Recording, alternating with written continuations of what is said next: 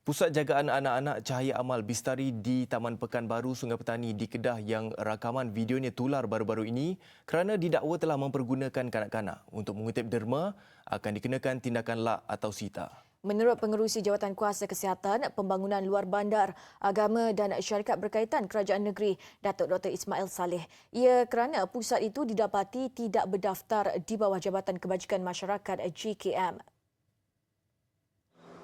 Tindakan itu diputuskan dalam mesyuarat Jawatan Kuasa Petugas Khas menangani eksploitasi kanak-kanak di Pusat Rawatan Amal pada 5 Mac lalu dan ia akan dilakukan JKM mengikut Seksyen 16A Akta Pusat Jagaan 1993 Pindaan 2007. Pusat jagaan yang menempatkan seramai 211 penghuni terdiri daripada kanak-kanak seawal usia 7 tahun itu sebelum ini telah dikenakan notis lak yang dikeluarkan pada 11 Mac lalu. Ia berikutan pihaknya telah menerima aduan daripada orang ramai tentang kegiatan kanak-kanak berkenaan yang meminta derma di serata tempat di seluruh negara.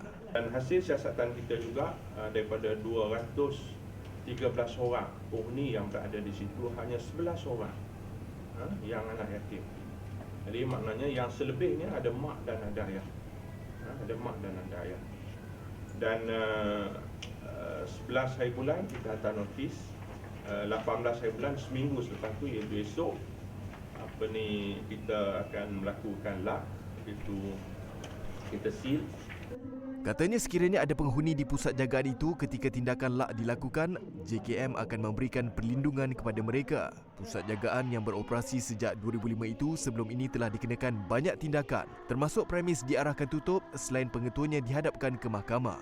Ia bagaimanapun masih berdegil dan sering menukar nama serta berpindah randah untuk terus beroperasi secara haram. Dalam pada itu, kru kami yang meninjau ke Pusat Jagaan Anak-anak Cahaya Amal Bistari di Taman Pekanbaru, Sungai Petani itu siang tadi mendapati ia sudah dikosongkan dengan pagar dikunci dan dikawal. Butirannya bersama Amira Suraini, Cik Muhammad. Tidak jauh dari bandar Sungai Petani, pusat rawatan amal yang terletak di Jalan Zamrud ini cuma kira-kira 5.8 km dari susur keluar tol Sungai Petani Selatan. Kami di sini hari ini untuk mendapatkan penjelasan dari pihak pusat rawatan amal, namun menemui jalan buntu apabila tidak dibenarkan masuk dan menemui sesiapa di dalam sana, dan difahamkan premis 14 pintu ini dikawal rapi, mempunyai CCTV dan dijaga oleh pengawal keselamatan. Menurut pengawal keselamatan, premis itu dikosongkan sejak Jumaat lalu. Namun kerja pengubahsuaian sebuah lagi blok sedang dijalankan untuk disewakan pusat jagaan berkenaan. Ia bagi menambah 14 pintu lagi bagi menjadikan keseluruhan 28 pintu di 2 blok premis ini. Kami turut didatangi dua lelaki yang mendakwa sebagai tenaga pengajar di pusat jagaan ini yang memaklumkan bahawa kanak-kanak terbabit kini telah ditempatkan di sebuah tempat sementara sebelum dipindahkan ke asrama baru. Laporan Amira Suraini, Cik Muhammad. Dalam pada itu, beberapa individu turut tampil mendedahkan helah Pusat Jagaan Anak-anak Cahaya Amal Bistari ini bagi mendapatkan sumbangan orang ramai. Menurut Presiden Pertubuhan Menangani Gejala Sosial Malaysia, Unggas Malaysia yang juga bekas penguat kuasa Jabatan Agama Islam Kedah Kamaruddin Kasim, pusat jagaan itu didakwa menggunakan rakaman video sedih menyayat hati dengan lagu mengusik jiwa untuk menimbulkan rasa simpati. Saya pernah menyiasat keluarga-keluarga orang ni juga.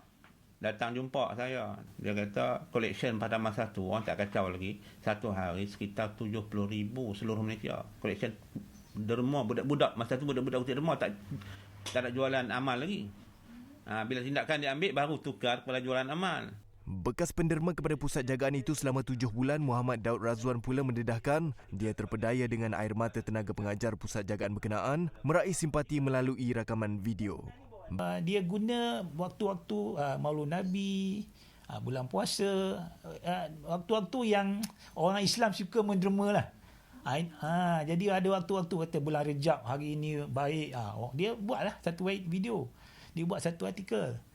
Tapi artikel-artikel ni kalau orang baca, kebanyakan masyarakat Malaysia ni adalah masyarakat yang saya panggil pemalas, kerana tidak mahu meneliti detail. Dia tengok je, dia sumbang, aku bagi RM10 je, apa bukan nak rugi pun.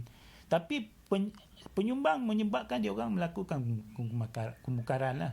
Bagi tempoh September 2017 hingga Mac 2018, Muhammad Daud mendakwa telah menderma hampir RM100,000 kepada pusat jagaan itu termasuk mengadakan jamuan serta menanggung pengubahsuaian bangunan.